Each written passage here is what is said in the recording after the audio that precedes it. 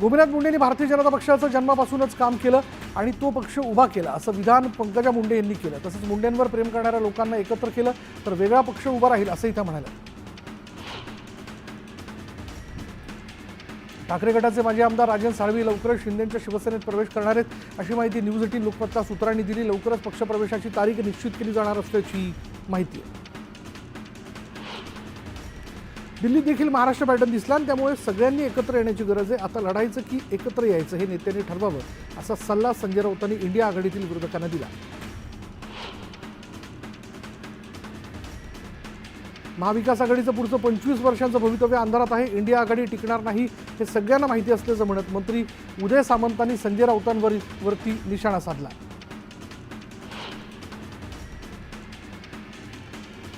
दुसऱ्याकडे बोट दाखवताना 4 बोटं आपल्याकडे असतात याचं भान प्रत्येकाने ठेवलं पाहिजे। अजित पवारांना आपल्या मुलाला आणि पत्नीलाही निवडून आणता आलं नाही असा टोला प्रवीण दरेकरांनी अजित पवारांना लगावला। भाजपसोबत लग्नगाठ बांधली म्हणून अजितदादांना मतं मिळाली असा टोला मनसेचे नेते संदीप देशपांडेंनी लगावला। दादांनी स्वतःच्या जीवावर उभं राहावं मग वल्गना कराव्यात असाही सल्ला देशपांडेंनी दिला। रायगड जिल्हा संपर्क प्रमुख पदाचा राजीनामा दिलेले शिवसेना शिंदे गटाचे प्रकाश देसाई भाजपमध्ये प्रवेश करणार आहेत। पदांच्या वाटपाबाबत नाराजी व्यक्त करत प्रकाश देसाई यांनी काही दिवसांपूर्वी शिवसेनेच्या जिल्हा संपर्क प्रमुख पदाचा राजीनामा दिला होता। एकनाथ शिंदे यांच्या वाढदिवसाच्या निमित्तानं ठाण्यात विविध उपक्रम राबवण्यात आलेत। शिवसेना विभाग प्रमुख दत्ता फसले यांनी चक्क लाडक्या रिक्षावाल्यांना मोफत सीएनजी वाटपाचं आयोजन केलं। रवींद्र फाटक यांच्या हस्ते रिक्षावाल्यांना मोफत सीएनजी वाटप करण्यात आलं। मंत्रिपद न मिळाल्यानं नाराज असलेल्या तानाजी सावंत यांनी एकनाथ शिंदेंना जाहिरातीतून वाढदिवसाच्या शुभेच्छा दिल्यात। सोशल मीडियावरून काढलेलं शिवसेना पक्ष आणि धनुष्यबाणाचं चिन्हही सावंतांनी जाहिरातीत वापरलं। एकनाथ शिंदे यांच्या 61व्या वाढदिवसाच्या निमित्तानं ठाण्यातील त्यांच्या निवासस्थानाबाहेर कार्यकर्त्यांनी गर्दी केली। शिंदेंच्या घराबाहेर बॅनरबाजी करण्यात आली असून शिंदेंना भेटून पदाधिकाऱ्यांनी वाढदिवसाच्या शुभेच्छा दिल्या। उपमुख्यमंत्री एकनाथ शिंदेंच्या वाढदिवसाच्या निमित्तानं ज्येष्ठ गायिका आशा भोसले यांनीही त्यांना शुभेच्छा दिल्या। तुम जिओ हजारो साल हे गाणं गात आशाजींनी एकनाथ शिंदेंना खास शुभेच्छा दिल्या। महाराष्ट्राचे उपमुख्यमंत्री एकनाथ शिंदे यांचा आज वाढदिवस आहे आणि दरम्यान त्यांच्या वाढदिवसाच्या निमित्तानं सिंधुदुर्गातील स्टोन आर्टिस्ट सुमन दाभोलकर यांनी एकनाथ शिंदेंचं स्टोन आर्ट साकारलं। उपमुख्यमंत्री एकनाथ शिंदेंचा आज वाढदिवस आहे आणि त्यानिमित्तानं एकनाथ शिंदेंच्या लोककार्याचा गौरव करणारे गाणं प्रसिद्ध करण्यात आलं। गाण्यातून शिंदेंना वाढदिवसाच्या शुभेच्छा देण्यात आल्या। उपमुख्यमंत्री एकनाथ शिंदे यांच्या वाढदिवसाचं औचित्य साधून शिवकार्य सदस्य नोंदणी निमित्ताने कुडाळमध्ये पक्षप्रवेश पार पडला। आमदार निलेश राणे यांच्या उपस्थितीत उभाटाच्या कार्यकर्त्यांनी शिवसेनेत प्रवेश केला। संतोष देशमुख हत्या प्रकरणाला 2 महिने पूर्ण झालेत मात्र 2 महिन्यांनंतरही हत्येचा मास्टरमाइंड समोर आलेला नाही असा आरोप धनंजय देशमुखांनी केला। तर मुख्य आरोपी कृष्णा आंधळेला अभय दिलं नसतं तर हा गुन्हा थांबला असता याला प्रशासन जबाबदार आहे असाही आरोप देशमुखांनी केला। मनोज जरांगे पाटलांच्या मेहुण्यावर पोलिसांनी तडीपारीची कारवाई केली। मेहुणा विलास खेडकरांसह 9 जणांना पोलिसांनी बीड, परभणी आणि छत्रपती संभाजीनगर या 3 जिल्ह्यांमधून तडीपार केलं। संतोष देशमुख हत्या प्रकरणाला 2 महिने पूर्ण झालेत मात्र मुख्य आरोपी कृष्णा आंधळे अजूनही फरार आहे। आम्हाला न्याय कधी मिळणार असा सवाल देशमुख कुटुंबियांकडून विचारला जातोय। धनंजय मुंडेंच्या राजीनाम्याबाबत राष्ट्रवादीचे नेते निर्णय घेतील। मी त्यांचा राजीनामा मागितलेला नाही असं भाजप आमदार सुरेश धस म्हणालेत। आरोपींना फाशी होईपर्यंत आम्ही शांत बसणार नाही असं सुरेश धस यांनी म्हटलं। बुलढाण्यात केस गळतीच्या रुग्णांमध्ये झपाट्याने वाढ होते। कणारखेडमध्ये 14 नवे रुग्ण आढळलेत तर आतापर्यंत केस गळून टक्कल झालेल्यांची संख्या 229 वर पोहोचली आहे। आरोग्य यंत्रणा ही केस गळती रोखण्यात अपयशी ठरली आहे।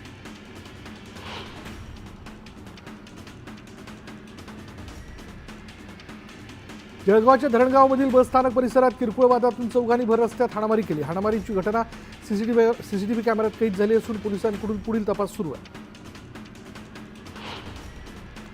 गडचिरोलीला लागून असलेल्या बिजापूरमध्ये इंद्रावती अभयारण्यात माओवादी आणि सुरक्षा दलाच्या जवानांमध्ये चकमक सुरू आहे आणि या चकमकीत तब्बल 31 माओवादी ठार करण्यात आले असून 2 जवान शहीद आणि 2 जवान जखमी झाले। देशभरात गृहमंत्री अमित शहा यांच्या प्रयत्नाने नक्षलवादाचा बिमोड करण्याचा प्रयत्न सुरू आहे। गडचिरोलीतही आम्ही नक्षलवाद संपवण्याचा प्रयत्न करतोय अशी प्रतिक्रिया मुख्यमंत्री देवेंद्र फडणवीस यांनी दिली आहे। मंत्री पंकजा मुंडे यांनी वरिष्ठ अधिकाऱ्यांच्या टीमसह परळीतील शासकीय पशुवैद्यकीय महाविद्यालयाच्या जागेची पाहणी केली। राज्यात परळी, वैजनाथ आणि बारामती अशा 2 ठिकाणी नवं शासकीय पशुवैद्यकीय महाविद्यालय स्थापन केलं जाणार आहे। डॉक्टर बाबासाहेब आंबेडकर यांना दत्तक घेतलं असं म्हणणाऱ्या राहुल सोलापूरकर यांनी माफी मागावी, अन्यथा तोंडाला काळं फासू असा इशारा आरपीआयच्या सचिन खरात यांनी दिला। बनावट औषधं आणि खत तयार करणाऱ्या कंपन्यांवर तातडीने कारवाई करा आणि त्या सील करून टाका असे आदेश कृषी मंत्री माणिकराव कोकाटे यांनी दिले। शेतकऱ्यांना फायदा होणार नसेल तर मला चालणार नाही असा इशारा कोकाटेंनी औषध कंपन्यांना दिला। जळगाव जिल्हा आरोग्य प्रयोगशाळेत जिल्ह्याच्या 1693 गावांमधील पाण्याचे नमुने तपासण्यात आलेत। यात चोपडा, बोदवड, जळगावमधील प्रत्येकी 2 गावांमध्ये तर रावेरमधील एका गावात दूषित पाण्याचा स्रोत आढळला, त्यामुळे उपाययोजना करण्याच्या सूचना आरोग्य विभागाने दिल्या। मुंबईमध्ये मध्य आणि हार्बर रेल्वे मार्गावर देखभाल, दुरुस्ती आणि इतर तांत्रिक कामांसाठी आज मेगा ब्लॉक घेण्यात आला। गैरसोय टाळण्यासाठी प्रवाशांनी मेगा ब्लॉकच्या वेळा आणि रेल्वेचं वेळापत्रक पाहूनच घराबाहेर पडावं असं आवाहन करण्यात आलंय। मध्य रेल्वेवर विशेष वाहतूक ब्लॉक घेण्यात आला। ब्लॉकच्या कालावधीत प्रवाशांना गैरसोय होऊ नये यासाठी रेल्वे प्रशासनाने काही उपाययोजना केल्यात। तिरुवनंतपुरम, लोकमान्य टिळक टर्मिनस, नेत्रावती एक्सप्रेसला रोहा स्थानकावर दुहेरी थांबा देण्यात आला आहे, त्यामुळे या मार्गावर प्रवास करणाऱ्या प्रवाशांना अतिरिक्त सोय उपलब्ध होणार आहे।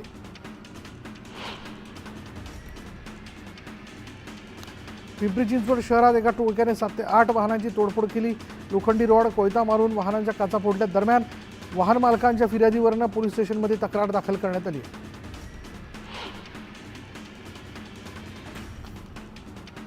बाहेरून पिझ्झा मागवला म्हणून पिंपरीच्या समाज कल्याण वसतिगृहातील विद्यार्थिनींना हॉस्टेलमधून चक्क बाहेर काढण्यात आलं। दरम्यान हा प्रकार मुलींच्या पालकांना कळवत 4ही मुलींना महिनाभर हॉस्टेलवर येण्यास बंदी घालण्यात आली। मुलुंडमध्ये प्रियदर्शनी क्रीडा संकुलात मॅरेथॉनचं आयोजन करण्यात आलं, ज्यात सर्वसामान्य नागरिकांसह 250 पोलीस अधिकाऱ्यांनी सहभाग नोंदवला। या महोत्सवात मैदानी खेळांसह इंडोर खेळातही नागरिकांनी सहभाग घेतला।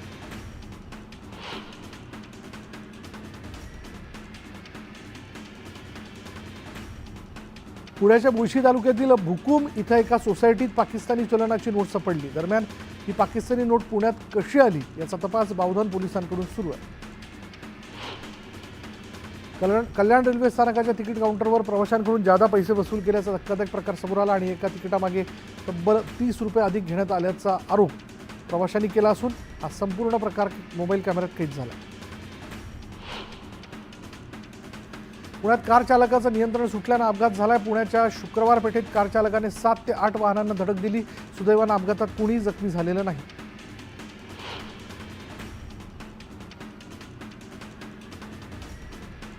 दौंड तालुक्यातील यवत पोलीस ठाण्याच्या हद्दीत घरफोडी करणाऱ्या टोळीला जेरबंद करण्यात यवत पोलिसांना यश आलं। या टोळीने 14 ठिकाणी घरफोडी केल्याची कबुली दिली। पोलिसांनी सापळा रचून तब्बल 12,30,000 किमतीचा ऐवज हस्तगत केला। पुण्यात वाहतूक पोलिसांवर दगडाने हल्ला करणाऱ्या आरोपीला अटक करण्यात आली। आदिनाथ उर्फ बबलू भागवत मसाळ असं अटक करण्यात आलेल्या आरोपीचं नाव आहे। पुण्यात वाहतूक पोलिसांवर हल्ला करणाऱ्या आरोपीला अटक करून त्याची धिंड काढण्यात आली। पोलिसांनी आरोपींची धिंड काढून गुन्हेगारी प्रवृत्तीला माफ करणार नाही असा संदेश दिला। नागपुरात जनावरांच्या गोठ्याला भीषण आग लागून मोठं नुकसान झालंय। आगीत 13 वासरांचा होरपळून मृत्यू झाला तर 3 गायी जखमी झाल्या। छत्रपती संभाजीनगरच्या घाटी रुग्णालयातील मेडिसिन विभागातून सुट्टी मिळालेला हर्सूल कारागृहातील कैदी पळून गेला आणि हा आरोपी बाललैंगिक अत्याचार प्रकरणात शिक्षा भोगत होता। मुंबईत थंडीचा जोर ओसरल्याचं दिसून येतं। शनिवारी कमाल तापमान 35 अंश सेल्सिअस इतकं नोंदवण्यात आलं, तर बुधवारपासून किमान तापमानात मोठी घट होईल असा अंदाज वर्तवण्यात आला। गेल्या 2 दिवसांपासून उकाड्याने मुंबईकरांचा अक्षरशः घामटा निघाला आहे। पुढील काही दिवस राज्यातील कमाल तापमान सरासरीपेक्षा अधिकच राहणार असल्याचा अंदाज भारतीय हवामानशास्त्र विभागाने वर्तवला आहे। धाराशिवमध्ये सोयाबीन ठेवलेली वखार महामंडळाची गोदामं फुल झाली आहेत। गोदामं भरल्यानं आणखी आणलेलं सोयाबीन गोदामाबाहेर आहे आणि दरम्यान सर्व खरेदी केलेले सोयाबीन ठेवायचं कुठे असा मोठा प्रश्न निर्माण झाला आहे। हमी दरानुसार यवतमाळ जिल्ह्यात 14 केंद्रांवर सोयाबीनची खरेदी करण्यात आली, मात्र अजूनही 40,000 क्विंटल सोयाबीन गोदामात पोहोचलेलं नाहीये. हे सोयाबीन शासकीय गोदामात पोहोचेपर्यंत शेतकऱ्यांना मोबदला मिळणार नाही. पालघरमधील डहाणू विक्रमगड तालुक्यांमध्ये दुबार भात रोवणीच्या कामाला वेग आलाय. पालघरमधील तिन्ही तालुक्यांमध्ये कालव्यांमार्फत सूर्य प्रकल्पाच्या धामणी आणि कवडास या दोन्ही धरणातून शेतीसाठी पाणी पुरवठा केला जातो. जळगाव जिल्ह्यात गेल्या वर्षभरात महाराष्ट्र ग्रामीण रोजगार हमी योजनेतून फळबाग लागवडीला प्रोत्साहन दिलं जात आहे. आतापर्यंत 1453 हेक्टरपेक्षा अधिक क्षेत्रावर फळ लागवड करण्यात आली आहे. जळगावच्या भुसावळमधील साखरी फाटा परिसरात शेतशिबिरातून मानवी वस्तीत आलेल्या मोरांवर कुत्र्यांनी हल्ला केला. दरम्यान काही तरुणांनी या मोराची कुत्र्यापासून सुटका करत जखमी मोराला वनविभागाच्या ताब्यात दिलं. साताऱ्याच्या कोंडवे गोळीबार प्रकरणातील संशयित आरोपीचं घर अज्ञातांनी पेट्रोलच्या बाटल्या टाकून पेटवण्याचा प्रयत्न केला. स्थानिकांनी वेळीच ही आग विझवली. दरम्यान प्रशासनाने संबंधित आरोपींवर कारवाई करावी अशी मागणी नागरिकांनी केली. चंद्रपूरच्या भद्रावती तालुक्यातील आयुध निर्माणी वसाहतीत बिबट्याचा मुक्त संचार असल्यानं नागरिक भयभीत आहेत. बिबट्यासह सांबर आणि साळिंदरचा वावर ही सीसीटीव्ही कॅमेऱ्यात कैद झाला. पर्यावरण मंत्री पंकजा मुंडे यांच्या आदेशानंतरही बीड जिल्ह्यात अवैध मुरुम उपसा सुरूच आहे. सोलापूर धुळे राष्ट्रीय महामार्गावर मुरुमाची वाहतूक करणारा हायवा ट्रक जो आहे तो बीड ग्रामीण पोलिसांनी पकडला.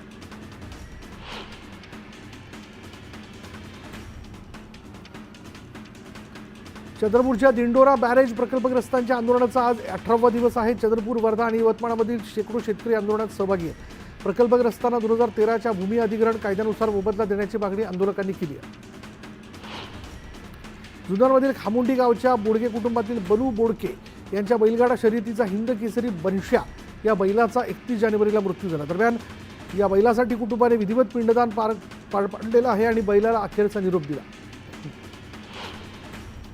दौंड नगरपालिकेच्या हद्दीत मोकाट फिरणाऱ्या जनावरांमुळे नागरिक त्रस्त झालेत. एका वळूने नागरिकाला धडक देऊन गंभीर जखमी केलं. वळूने धडक दिल्याची घटना घडल्यानंतर ही नगरपालिकेने मात्र सपशेल दुर्लक्ष केलं. पुणे आणि अहमदनगरच्या वेशीवर दहशत माजवणाऱ्या बिबट्याला वनविभागाने जेरबंद केलं. गेल्या अनेक दिवसांपासून दहशतीत असलेल्या गावकऱ्यांनी सुटकेचा निश्वास सोडला. अकोल्यात कर्णकर्कश आवाजात बुलेट चालवणाऱ्या वाहनांवर कारवाई करण्यात आली. बुलेटचे सायलेन्सर काढून पोलिसांनी रोड रोलरच्या साह्याने ते नष्ट केले. सांगली मिरजमध्ये एका विहिरीत 3 बेवारस मोटारसायकली आढळल्या आणि यात 2 कोल्हापूर पासिंगच्या आणि एक कर्नाटकची गाडी आहे. गेल्या महिन्यातही अशाच 3 बाईक विहिरीत आढळल्यानं नागरिकांमध्ये भीतीचं वातावरण आहे.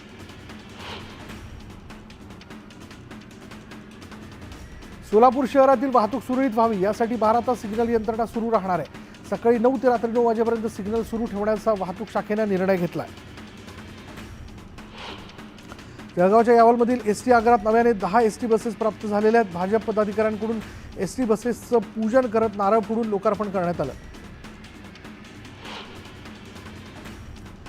अहिल्यानगर जिल्ह्यातील अकोले तालुक्यात अनेक आश्रमशाळांमध्ये आदिवासी मुलं शिक्षण घेत आहेत. त्यांना सोयीसुविधा मिळतात की नाही याची पडताळणी करण्यासाठी आमदार किरण लहामटे आश्रमशाळेत पोहोचले. मुलांबरोबर जेवणाचा आनंद घेत त्यांनी तिथेच मुक्काम केला.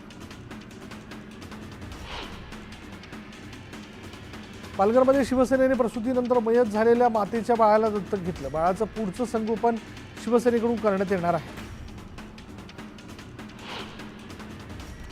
पंढरपूरच्या लक्ष्मी टाकळी ग्रामपंचायतीने दारूबंदीसाठी ग्रामसभा घेतली. ग्रामसभेत महिलांसह इतरांनीही हात वर करून 10% दारूबंदीचा ठराव मांडला अशी माहिती सरपंच संजय साठे यांनी दिली. वरणगावमधील मिरवणुकीवर झालेल्या दगडफेकीच्या निषेधार्थ संविधान, आर्मी संघटना आणि भीम अनुयायी आक्रमक झाले. जळगावच्या वरणगाव पोलीस स्टेशनवर धडकत समाजकंटकांना अटक करण्याची मागणी करण्यात आली. परभणीच्या स्थानिक गुन्हे शाखेनं 6 लाख रुपयांचा गांजा जप्त केला आणि या प्रकरणी दोघांना अटक करण्यात आली असून त्यांच्याकडून 32 किलो 200 ग्रॅम गांजा जप्त करण्यात आला. घरकुल बांधकामासाठी जंगल परिसरातून रेतीची वाहतूक करणाऱ्या ट्रॅक्टरवर कारवाई टाळण्यासाठी लाच मागण्याच्या वनपालाला लाचलुचपत विभागाने अटक केली. 83,000ची लाच स्वीकारताना वनपाल गायकवाडला रंगेहात अटक करण्यात आली. रत्नागिरीत एका मालवाहतूक बलेरो गाडीने पार्किंगमध्ये उभ्या असलेल्या दुचाकीला धडक दिली. अपघातात दुचाकीचं नुकसान झालं.